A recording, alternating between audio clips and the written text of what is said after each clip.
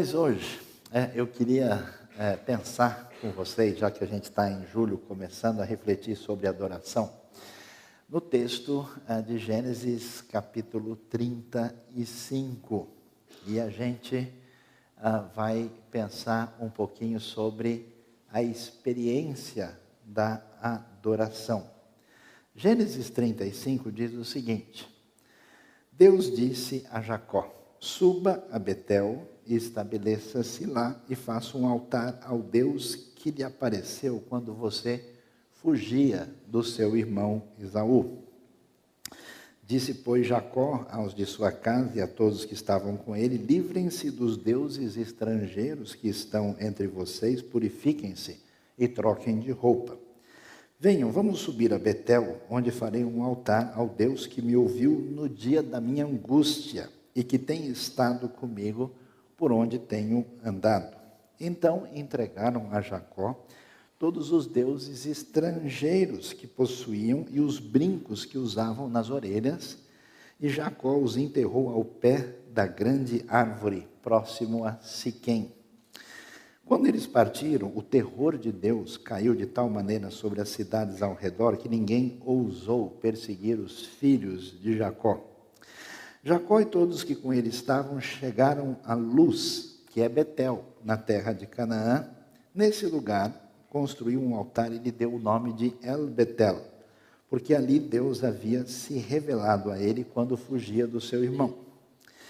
Débora, ama de Rebeca, morreu e foi sepultada perto de Betel, ao pé do carvalho, que por isso foi chamado Alon-Bacut. Depois que Jacó retornou de Padã-Arã, Deus lhe apareceu de novo e o abençoou, dizendo: seu nome é Jacó, mas você não será mais chamado Jacó, seu nome será Israel. Assim lhe deu o nome de Israel. E Deus ainda lhe disse: eu sou Deus Todo-Poderoso, seja prolífero e multiplique-se. De você procederão uma nação e uma comunidade de nações, e reis estarão entre os seus descendentes. A terra que dei a Abraão e a Isaque dou a você, e também aos seus futuros descendentes darei esta terra. A seguir, Deus elevou-se do lugar onde estivera falando com Jacó. Jacó levantou uma coluna de pedra no lugar em que Deus lhe falara, e derramou sobre ela uma oferta de bebidas, e a ungiu com óleo. Jacó deu o nome de Betel ao lugar onde Deus tinha falado com ele. Quando a gente lê esse texto, eu peço a licença de vocês, ele vai fazer mais sentido se a gente lembrar direitinho o que acontece um pouco antes, que é mencionado em Gênesis 28. Em Gênesis 28, a partir do verso 10, a Bíblia diz que Jacó partiu de Berseba e foi para Harã. Chegando a determinado lugar, parou para pernoitar, porque o sol já se havia posto.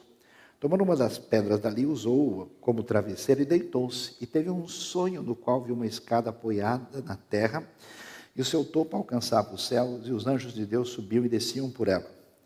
Ao lado dele estava o Senhor, que lhe disse: eu sou o Senhor, o Deus do seu pai Abraão, Deus de Isaque, darei a você e aos seus descendentes a terra na qual você está deitado.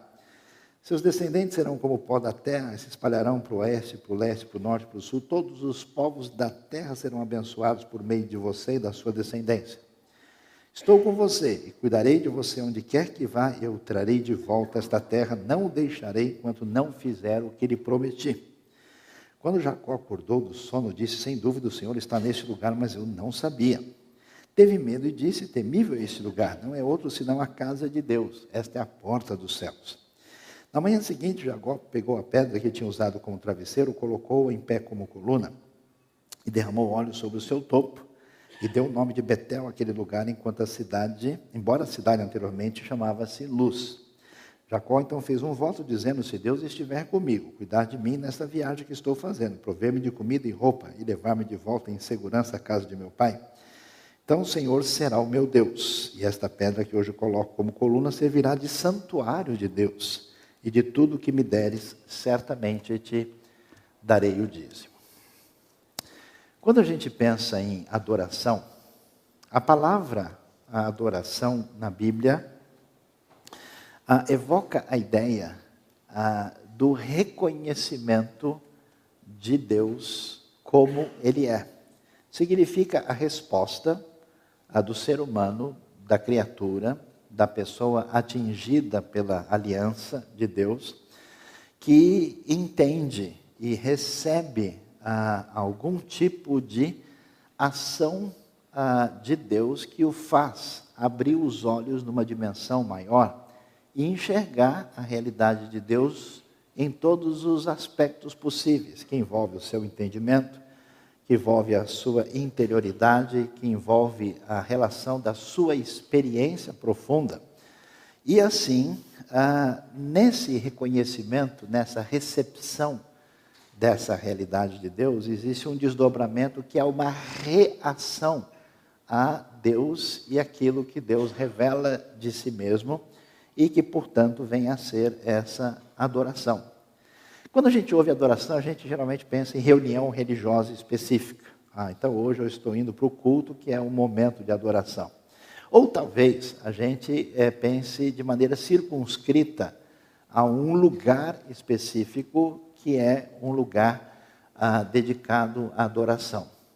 É muito interessante ver aqui a experiência de Jacó, que é a experiência de Betel. Embora a gente talvez conheça esse nome, tenha ouvido algumas vezes, a gente não faz ideia que Betel, que é uma palavrinha hebraica que significa casa de Deus, é o segundo lugar mais repetido e enfatizado na Bíblia sobre um lugar onde acontece adoração. Só perde para Jerusalém, para a referência de Jerusalém e o templo que ficava na cidade, que é o centro da discussão bíblica sobre a ação de Deus na história. E é muito interessante aqui, porque se a gente começa a pensar, né, em adoração, a gente imagina alguma coisa assim, do melhor tipo possível, né? Inclusive a gente tem aquela coisa até da cultura histórica, nossa, eu vou, né, como se dizia, muito à casa do Senhor, então a pessoa vai da melhor maneira possível, e tem todo um caminhar histórico aí que evoca uma realidade que faz parte da nossa história, mas que nem sempre está em sintonia, por exemplo, com um texto como esse. O que chama atenção aqui é que a gente começa a ver que a adoração, no contexto da experiência de Jacó, quer dizer, esse reconhecimento de quem Deus é, essa recepção no íntimo, no profundo, nessa relação pessoal mais significativa e intensa que atinge toda a realidade do indivíduo, se dá a partir de um momento de angústia profunda e de uma dimensão, assim, vamos dizer, de crise absolutamente quase que fora de controle na vida. Quando a gente lê a experiência de Jacó, e vocês conhecem um pouco, né, Jacó cresceu numa família disfuncional, uma família complicada. As relações internas da casa não eram as melhores possíveis, e esse desdobramento negativo se acentuou até o ponto que ele, numa relação de distanciamento e rivalidade com o seu irmão, ele era protegido da mãe, o irmão era preferido do pai, né? Nada que aconteça hoje em dia, claro, a gente já passou por essas fases sem deixar qualquer problema desse acontecer hoje. E Jacó, então, nessa situação difícil, se torna uma pessoa que tem pouca esperança da vida. Ele consegue, mediante uma ação maternal e uma atitude furtiva, ter acesso à bênção da primogenitura que pertenceria ao seu irmão Esaú. Com isso, a coisa fica tão simples que o irmão quer matá-lo. E Jacó, então, foge desesperado, e nesse momento de crise acentuada, é interessante que ele vai ter a experiência com Deus na sua vida. E a gente começa a perguntar, então o cara só precisa estar arrebentado para ele poder experimentar Deus? Então eu vou pegar uma navalha lá em casa, vou começar a cortar o joelho, quem sabe Deus aparece para diminuir o corte da navalha. Será que a coisa funciona assim?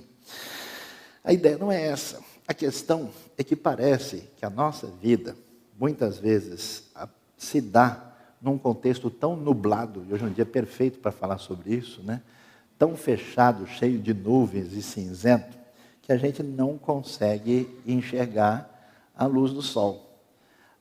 E muitas vezes a gente concentra assim a sustentação do nosso ser, do nosso coração, da nossa esperança, da nossa maneira de organizar o mundo e a vida em colunas falsas, em coisas que não podem sustentar a gente. A gente descobre isso mais tarde, quando as pessoas passam um momento de crise na vida, eles não têm sustentáculo nenhum, porque eles estavam apoiados em realidade, o apoio era em realidades que não podem prevalecer. Então, é interessante, é que no momento de crise acentuada, parece que o nosso coração tem mais condição de pegar o Wi-Fi celestial. Parece que a rede entra mais rápido, assim, né? Parece que todo mundo desligou em volta e começou a entrar, assim, um monte de informações novas. É muito interessante, o texto bíblico é, assim, muito especial. Você vai ver que no capítulo 28, na experiência que Jacó tem, o texto tem até uma coisa, assim, que é meio cinematográfica, né? Ele começa, então o sol já havia se posto, né? Aquele clima noturno, assim, no meio do nada, né? É muito interessante assim, a criatividade literária, porque Jacó vai lá e ele está desesperado, porque está fugindo do irmão, vai que o irmão veio atrás, chegou a hora de dormir à noite, como é que vai ser essa noite? É a noite mais difícil da minha vida, pode ser que eu não sobreviva aqui. Então, a primeira coisa que a gente precisa pensar nessa noite, ou melhor, nesta manhã, eu estou junto com Jacó aqui, deixa eu levantar aqui, deixa eu passar para o outro lado, né? É exatamente as experiências da nossa vida que a gente julga as experiências piores, a nossa condição desfavorecedora, aquilo que talvez nos faz sentir diminuídos, prejudicados, aquilo que a gente diz, puxa, seria muito bom se não tivesse acontecido na minha vida. Imagine Jacó procurando um terapeuta, falando, olha, pô, se eu não tivesse tido um irmão que nem Esaú, né? Se eu não tivesse uma mãe protetora como a minha, uma coisa confusa, minha vida seria melhor, nós viveríamos felizes para sempre, forever and ever, amém, né? É interessante que no auge dessa crise, Jacó se deita, e o texto faz questão de dizer, né?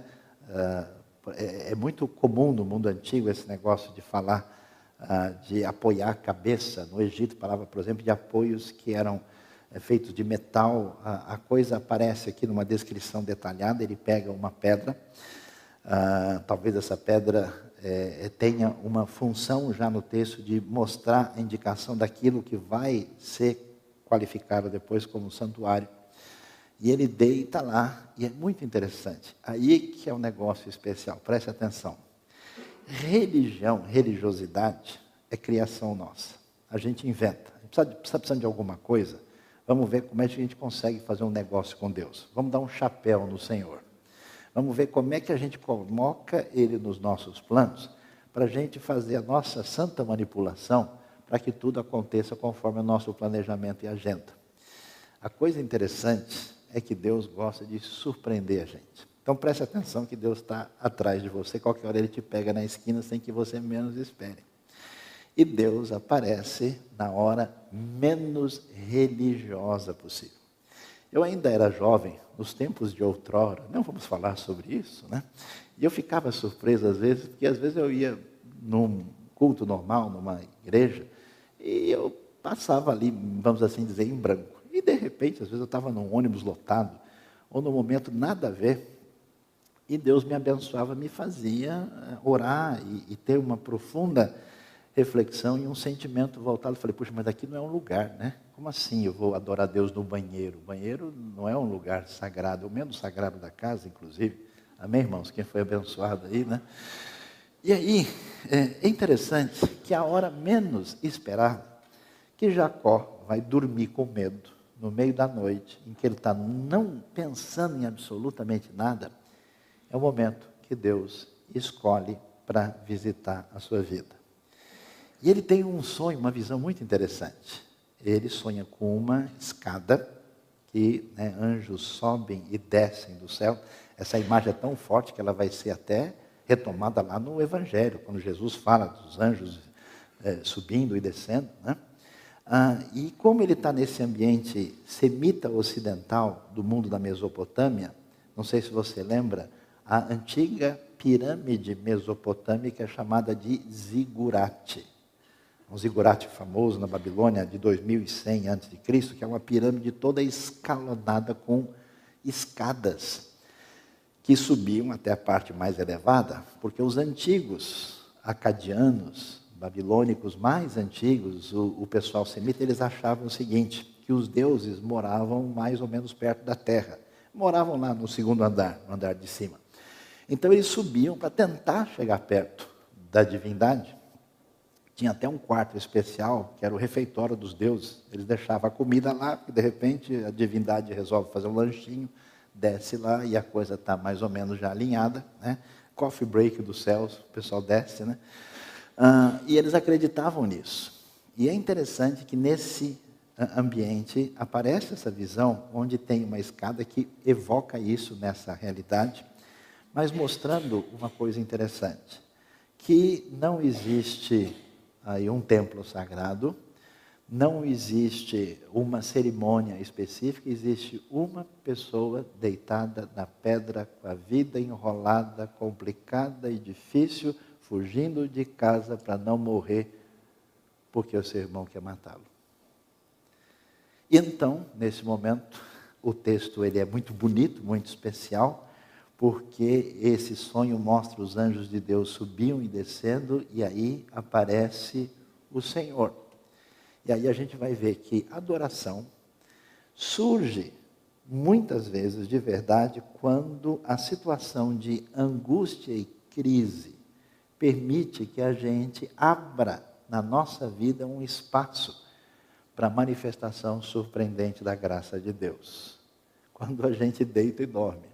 Mesmo quando alguém vem procurar matá-lo, você vai descansar. E Deus nos surpreende.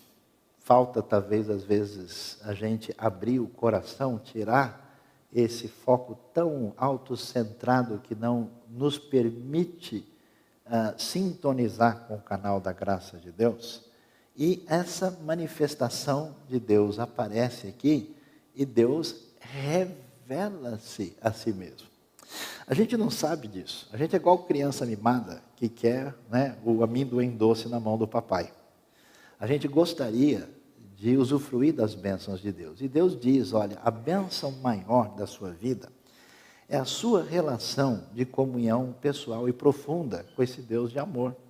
É aquilo que cura as feridas do seu coração, é aquilo que realinha a sua vida, é a sua necessidade maior. Então, quando Jacó está pensando no seu futuro, será que eu vou ter emprego na Mesopotâmia? Quando é que eu vou ver minha mãe de novo? O que vai ser da minha família confusa? O que vai acontecer da minha vida? Deus aparece, ele vai dizer a primeira frase importante que a gente precisa ouvir, que é a frase, eu sou o Senhor. Deus se define pelo seu nome. Interessante que no texto de 35, quando Deus recapitula, né, manda Jacó voltar a Betel, ele vai se apresentar como Deus Todo-Poderoso. Deus apresenta-se na sua identidade, o nome sagrado de Deus, o tetragramaton, né, o nome que evoca, o nome impronunciável que evoca Deus como eterno, aquele que é e que sempre foi e que sempre será. Esse mesmo Deus que aparece e que diz, olha, eu sou Jacó, fica tranquilo, meu querido, eu tenho currículo de história, eu já mexi com o seu avô, já mexi com o seu pai, eu não comecei hoje, eu não sou aprendiz de divindade, eu conheço do assunto. Então eu sou o Deus do seu pai, o Deus de Isaac, o Deus de Abraão, e eu vou dar a você e aos seus descendentes a terra na qual você está deitado. Então ele manda, eles vão se espalhar por todos os lugares, e os povos da terra serão abençoados. Ou seja, Deus vai dizer para Jacó o seguinte, Jacó, frágil Jacó, saiba que eu sou Deus que tenho um grande projeto na terra. Um projeto de redenção que não envolve somente a sua vida. Existem milhares, milhões de vidas. Eu vou abençoar você, eu vou abençoar o povo de Israel que descenderá de você, Vocês vão habitar nessa terra conforme prometido, e não só isso, mas muitos povos e tanta gente. Você faz parte de um projeto especial. Você já parou para pensar que na sua vida você pensa tanto nos seus problemas pessoais, nas suas lutas, nas suas dificuldades, no seu ensimesmamento, e talvez não imagine que através de pouca coisa que acontece na sua vida, quanta gente vai ser abençoada no mega projeto de Deus que atinge toda a história humana. São desdobramentos que não têm fim. Jacó já faz um tempinho que ele morreu. A gente não sabe quando chega o nosso dia e qual é o desdobramento daquilo que a gente faz na nossa vida. Aquilo que você faz na vida de uma criança, de um adolescente, de um amigo, de alguém que tem um desdobramento do reino de Deus. Então, Jacó, eu não só sou Deus Todo-Poderoso, eu sou o Senhor, o Eterno, mas eu estou trabalhando desde o tempo do vovô. E olha, fica sabendo que a coisa... Então, quando a gente adora a Deus, só é possível adorar quando a gente descobre quem é o Deus que se revela a nós. Não existe adoração sem conhecimento de Deus. Meus queridos, por favor, leiam a Bíblia. Leiam de coração aberto, leiam com atenção, leiam com respeito, com reverência, com vontade de receber o seu conhecimento, porque é extremamente valioso e profundo. Jacó, agora você tem uma ideia, e a gente é barra pesada, né? Só aprende quando leva um tombo. Parece criança que corre assim no final do culto. Amém, irmãos? Quem foi abençoado aí, né? Tem umas crianças grandes que correm também, né? Então, agora ele começa a ver quem Deus é. Eu fico tão feliz quando eu vejo gente, né, que a gente percebe que foi picado pela graça, né? Aí ele começa a ter vontade de conhecer e se aprofundar. E tem gente que não está nem aí, se acha, tem qualquer desejo, ele simplesmente está absolutamente cheio com aquilo que ele acha que tem. E é interessante, se esse Deus cuida da história, se esse Deus é tão poderoso, se Ele é o eterno, amém, Deus poderoso, glorioso, o Senhor é demais, foi um prazer, grande abraço. Mas é tão legal, olha o detalhe do texto, eu estou com você, olha, presta atenção, nós estamos no mundo antigo, onde o que existe é barganha com Deus, onde a relação com Deus que existe é de medo, onde os cultos em volta as pessoas se machucam. Lembra que a lei tem um monte de mandamentos, diz, não faça marca no seu corpo, porque os caras se cortavam, os caras se machucavam, os caras faziam assim a penitência plena para tentar dizer, ô divindade, estou aqui, viu? Aí Deus, o Senhor, responde, eu estou com você, Jacó. Quem é você? Você nunca sentiu uma tentação perigosa desse jeito? Quem sou eu para Deus dar atenção para mim? Tem tanto problema no mundo, você acha mesmo que ele vai responder o meu e-mail? Caiu no spam celestial. Aliás, e-mail acho que ele até recebe, mas o WhatsApp ele não tem. Então não vai chegar nada. Eu estou com você, cuidarei onde quer que vá e eu trarei de volta esta terra. Olha que coisa, não o deixarei enquanto não fizer o que ele prometi. Ou seja, adoração é o resultado da compreensão e da recepção da revelação que Deus faz de si mesmo. Muita gente não consegue adorar porque ele tem um ídolo na sua cabeça. Ele tem uma outra coisa. Ele tem a imagem, talvez, do pai dele de 30 anos atrás. Ele tem a imagem, sei lá, de uma liderança religiosa que ele conheceu. Ele tem uma imagem que ele criou na cabeça, que ele viu num filme, ou que ele sonhou muito longe de Betel. Mas é interessante que a gente, para adorar, precisa reconhecer e receber a revelação de Deus no nosso coração através desse conhecimento desse Deus, que ao mesmo tempo cuida, é próximo, trabalha na minha vida individualmente e é o Senhor do universo, o Senhor da história. E por isso, a relação com Deus é plena. Você viu, quando Deus diz, Jacó, volte a Betel, vamos lembrar, né? Hoje é a sessão nostalgia, Jacó, old times, forever young, I wanna be, na, na, na, na. Vamos lembrar dos bons tempos, Jacó. Então, Jacó vai lá, aí Jacó já fica esperto e diz, pessoal, que a galera, apesar de conhecer a Deus, conhece, mas sabe como é que é, né? Para baixo todo santo ajuda. Então eles tinham a fé lá dividida. Jacó diz, joguem fora todos os ídolos, os deuses falsos que vocês têm. O capítulo 35 deixa claro, quando eles retornam a Betel, que a ordem é essa. Inclusive brincos que provavelmente tinham imagens ou eram dedicados a esses deuses, eles lançam fora. Jacó enterra ali pertinho do lugar onde Jesus encontrou a mulher samaritana, né? Hoje é a cidade de Nablus, lugar de Siquém, e Deus então age poderosamente, liberando ali o espaço para que eles não fossem perseguidos e maltratados por ninguém. O que quer dizer adoração? Adoração significa o reconhecimento desse Deus e a destruição dos ídolos. Que ídolos? Os ídolos surgem no nosso coração, geralmente frutos do medo, da ansiedade, desse comportamento autocentrado, quando a gente acha que garante a nossa segurança e resolve a nossa vida e os nossos problemas pela nossa força e o nosso poder. Isso cria todo esse desdobramento psicológico negativo que atrapalha tanto a vida da gente. Aí mais tarde a gente cria um símbolo para esse ídolo, que é uma divindade que os homens criaram.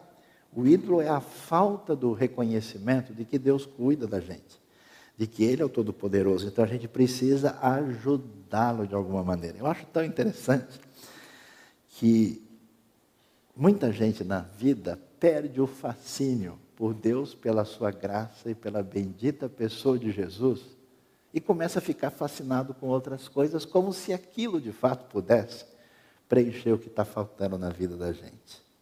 Então o convite para a gente hoje na IBNU é quebrar os nossos ídolos.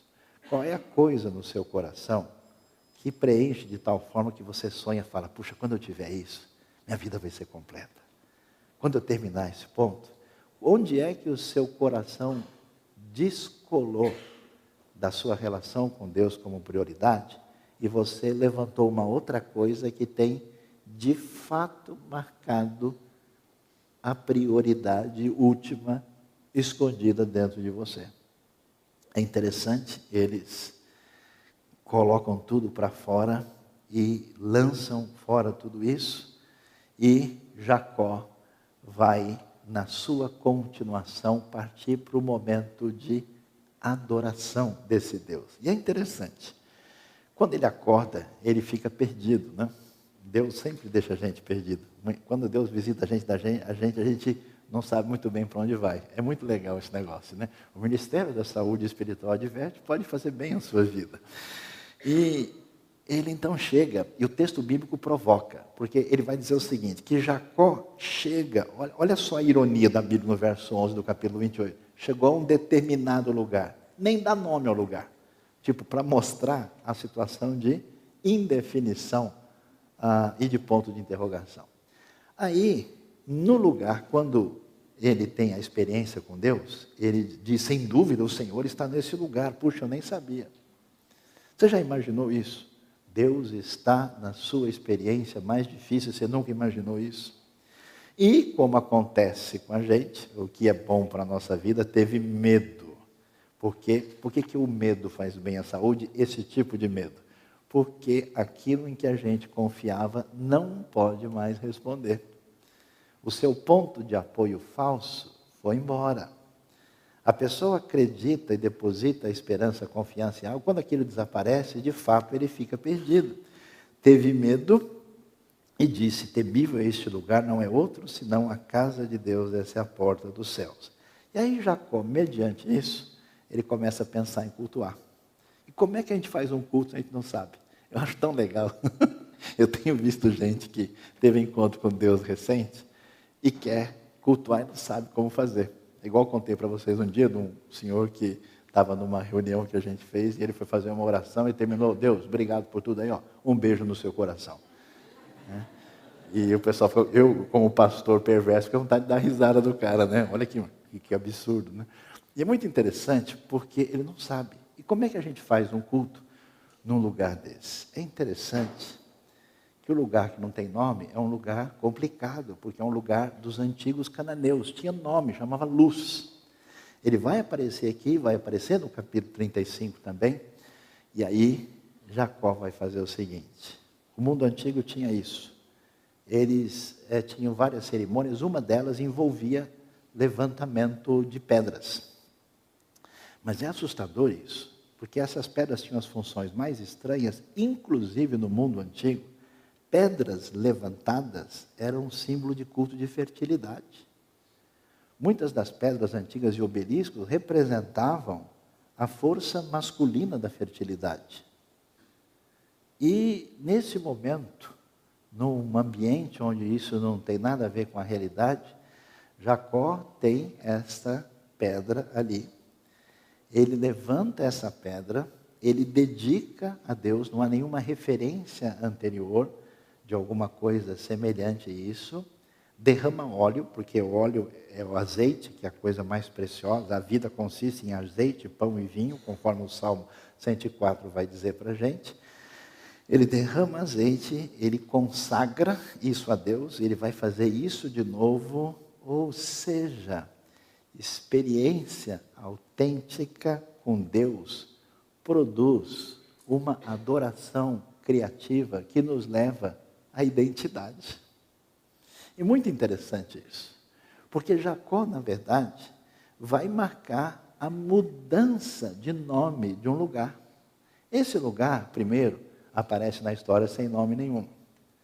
Segundo, esse lugar cananita, conhecido como Luz, que aparentemente não significa nada, agora vai ser chamado Casa de Deus, porque aquele lugar, que era um lugar impróprio de cultos pagãos, de uma experiência diferente, de uma terra que Deus promete a Abraão, Isaque, Jacó e ao povo, agora vai marcar essa experiência com Deus, que vai ser uma experiência a ser lembrada posteriormente. O que é surpreendente, que no capítulo 28, Jacó é pego de surpresa. No capítulo 35, Deus diz, vamos lembrar daquele nosso encontro? Vamos celebrar de novo aquele momento tão especial em que você achou o caminho?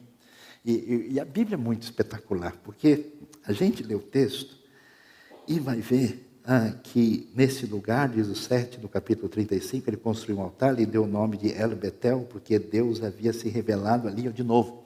Quando fugia do seu irmão, aí conta a história do sonho, como abençoou, e faz questão de dizer, e repetir aquilo que está dito, na verdade, um pouquinho antes, em alguns capítulos, seu nome é Jacó. Você não será mais chamado Jacó, seu nome será Israel. E assim ele deu o nome Israel, que é aquele que luta com Deus e prevalece, vai ser a identidade do povo de Deus para sempre. E aqui é interessante por quê? Porque não só você tem a identidade do lugar, você tem uma nova referência da experiência de culto, de adoração e de reconhecimento, mas você ganha um novo nome. Qual é a crise dos nossos dias? Qual é a dor? O que as pessoas fazem o tempo todo? Elas procuram pertinência. Desesperadamente procuram aparecer para sentir a sua existência. Procuram tentar ter, que quem sabe tendo muito a gente possa ser. A nossa identidade só se define na experiência de adoração. Quando Deus visita a gente, quando você foge do seu irmão, quando toda a sua esperança vai embora, e Deus visita, aí sim, Luz passa a chamar Betel. E Jacó, que não tem qualquer esperança humana, vira o nome mais importante da comunidade do povo de Deus na Bíblia, Israel. Aí, aquele Jacó que é o calcanhar, aquele Jacó da história vai se tornar o Jacó redimido, alcançado pela graça, aquele que luta com Deus vitoriosamente. E o texto vai prosseguir, vai terminar, Deus reforça aí a realidade de que Ele é o Todo-Poderoso e diz, olha Jacó, Você não imagina, eu acho bonito como o texto mantém os dois nomes. Podia dizer, agora esquece, jamais vou falar do seu nome Jacó para você não ficar chateado. Ele cita Jacó o tempo todo, mas afirma que ele agora é Israel e reforça que dele procederão uma nação e uma comunidade de nações e reis, a terra que dei a Abraão. O hebraico, em vez de usa uma palavra forte, é um dei completo, total, e também os seus descendentes, e o texto termina assim de novo, cinematográfico, né? A seguir, é bonito demais. Deus elevou-se do lugar onde estivera falando com Jacó. E é interessante que no meio dessa história toda, Jacó então levanta a coluna, adora, derrama a oferta de bebidas e dá o nome de Betel, o lugar onde Deus tinha falado com ele. E de repente, para fechar, tem um versículo solto aqui que alguém olha e fala, espera aí, esse versículo não devia estar aqui. Esse versículo foi colocado no lugar errado. Um bom leitor crítico da Bíblia diz, não, mas espera aí, isso não faz sentido. Vamos deslocar ele e colocar em outro lugar. É estranho, porque só fala da experiência maravilhosa de adoração e do que significa isso. E no verso 8 diz, Débora, ama de Rebeca, morreu. E foi sepultada perto de Betel, ao pé do carvalho, que por isso foi chamado Alon Bakut, uma expressão que significa carvalho do choro, carvalho das lágrimas e do pranto. Por que isso é tão importante? Porque como a gente busca a Deus para ganhar o bombom, como a gente quer ter a azeitona maior no prato, como a gente quer ter alguma vantagem na nossa relação comercial com Deus, a Bíblia vai dizer, olha, o Deus que cuida de você, que age na sua vida, que busca o seu coração, que convida para a adoração, é o Deus que é Senhor de toda e qualquer experiência. A gente criou um Deus setorizado, um Deus que a gente celebra só quando faz aniversário, um Deus que a gente adora quando compra o carro novo, o Deus que a gente faz festa quando o filho entra na faculdade. Mas o Deus que a gente adora é o Deus que está presente na morte. É o Deus que está presente na doença interminável. É o Deus que está com a gente quando toda a nossa fragilidade se manifesta. Quando a gente experimenta a graça de Deus e a igreja entra em sintonia com a palavra de Deus, a gente descobre que Deus realmente ouve, ó Israel, o Senhor nosso Deus é um. Como Deus é somente um, toda a experiência da vida se entende, se decifra, se recebe, se apreende, se experiencia debaixo dessa ação poderosa de Deus. Por isso a Bíblia é espetacular. Você está no momento de voltar para o culto, de lembrar do lugar onde Deus apareceu, quando ganhei a nova identidade, quando adorei a Ele de verdade, mas o texto com a maior simpatia diz, olha, naquele contexto, diz o texto, Débora, como aparece aqui, ama de Rebeca morreu e foi sepultada perto de Betel. Betel também é o lugar onde o Deus da vida se manifesta como Deus da morte. Por isso temos esperança e adoramos a Deus no momento da festa, no momento mais difícil, no momento da morte, e com a revelação bendita que o Novo Testamento nos traz, inclusive depois da morte, e quem sabe, principalmente depois da morte, a nossa redenção. Então eu queria que você desestressasse nessa manhã e pensasse na sua vida, sinceramente, qual foi a última vez que você esteve em Betel? No meio da sua correria, dos seus trabalhos a fazeres, tanta preocupação. Quando é que o seu coração foi visitado por Deus?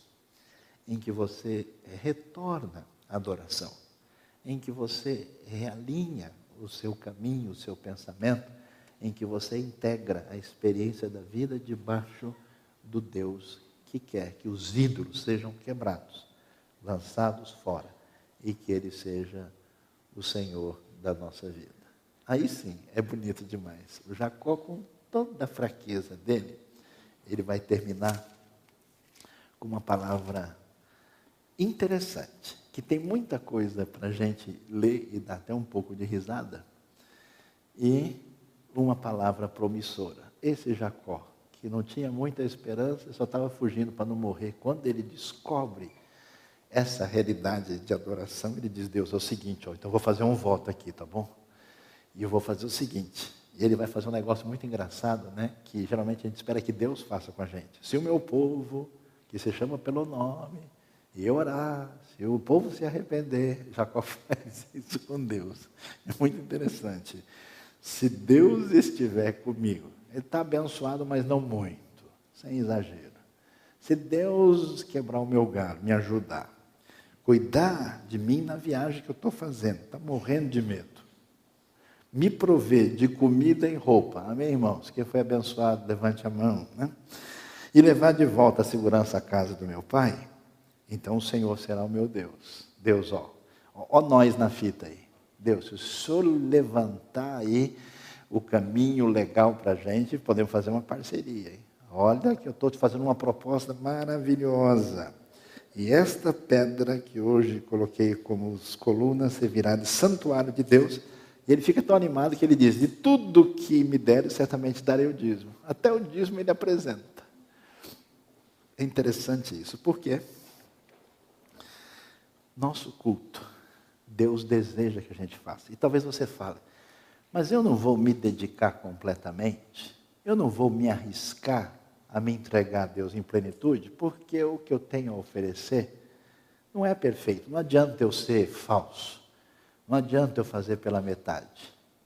A resposta de Deus, Jacó fala isso, Deus não repreende. Deus está mais interessado numa atitude infantil de uma pessoa que é tocada pela experiência de Betel, que resolve se entregar, meio de qualquer jeito, do que as pessoas religiosas que analisam tudo e só fazem a coisa dentro da agenda sob o seu controle. Jacó diz uma série de coisas que precisam melhorar e Deus vai continuar trabalhando na vida dele. Ele vai voltar lá no capítulo 35, a experiência vai ser diferente. Mas ele diz: Deus, eu reconheço que eu dependo do Senhor, eu vou fazer tudo, mas eu espero que o Senhor, por favor, me ajude. Deus vai ajudar, Deus é bondoso, Deus é misericordioso, Deus pega você pela mão, correndo na praia, tropeçando, escorregando, pisando em caranguejo, chutando concha dura, mas Ele vai levar você quando o seu coração se dispõe.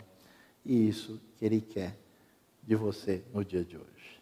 Deus abençoe a nossa vida, o nosso coração, e ensine a gente a caminhar nessa sintonia de adoração. Amém? Baixe a sua cabeça, feche os seus olhos e procure adorar a Deus nesse momento. Tente falar com Ele do fundo do seu coração, apresentando aquilo que vier ao seu coração na sua relação pessoal, profunda e particular com Deus. Deus bondoso, Pai querido, Pai amado, obrigado pela Tua palavra, obrigado pela profundidade que vemos da Tua ação na vida daqueles com quem o Senhor tem aliança e abençoa. O Senhor conhece a vida de cada um, as lutas, as crises pessoais, espirituais, emocionais, existenciais. Trabalha poderosamente, Deus, no coração dos Teus servos, e que o poder da Tua palavra e do Teu Espírito atinja o nosso coração e nos reoriente, nos abençoe de modo especial. Nós Te louvamos, Te agradecemos, pedimos a Tua bênção nesta manhã e que o Senhor visite os corações de maneira especial. Em nome de Jesus é que oramos. Amém.